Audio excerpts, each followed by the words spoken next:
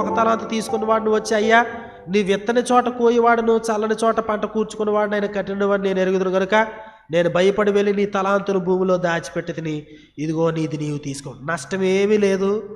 యజమానునిది యజమానునికి అప్పగించాడు. కానీ యజమాని అన్నాడు, అతని యజమానుడు వారిని చూచి, సోమరివైన చెడ్డదాసుడా, నేను విత్తని చోట కోయివాడను చల్లని చోట పంటను కూర్చుకునేవాడని నీవు ఎరుగుదువా?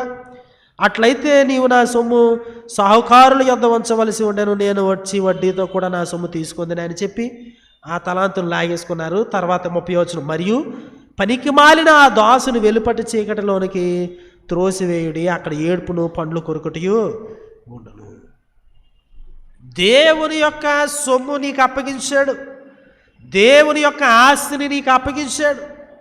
నీవు వ్యాపారం చేయాలి, ప్రభు రాజ్యాభివృద్ధి కొరకు ప్రయాసపడాలి. నమ్మకముగా ఉండడం అంటే దాని అర్థం ఏంటంటే దాయమని కాదు, గొయ్యి తీసి భూమిలో కప్పెట్టడం నమ్మకంగా ఉండడము కాదు. నమ్మకంగా ఉండడం అంటే ఏంటి?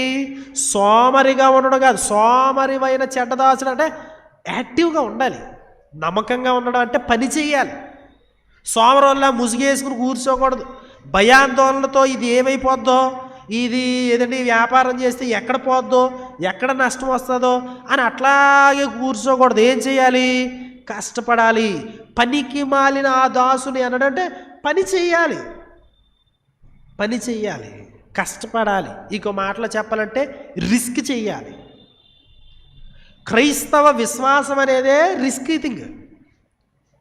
ఇక యేసుక్రీస్తు నమ్మినటువంటి మనము ధనం విషయంలో రిస్క్ చేయకపోతే ఇంకేం చేస్తాం చెప్పండి? ఈ మేనాలు లేకపోతే తలాంతులు కలిగిన వారందరూ కూడా దేవుడు వారికి ఇచ్చినటువంటి ఆస్తితో ధనముతో వాళ్ళు రిస్క్ తీసుకున్నారు. వారు ప్రమాదకరమైన విషయమైనప్పటికీ వ్యాపారం చేశారు. యజమానుడు ఇది చెయ్యాలి, ఇట్లా ఉండాలని ఎట్లా చెప్పినాడో దానికి తగినట్టు చేశారు. అంతే తప్ప పనికి మాలిన వారిగా, చెడ్డవారిగా, సోమరి వారిగా వారు ఇది చేయలేదు. ఎకనామిక్ రిసోర్సెస్ని నాన్ ఎకనామిక్ పర్పసెస్ కొరకు వాడాలి. మనం అదే నేర్చుకుంటా ఉన్నాం.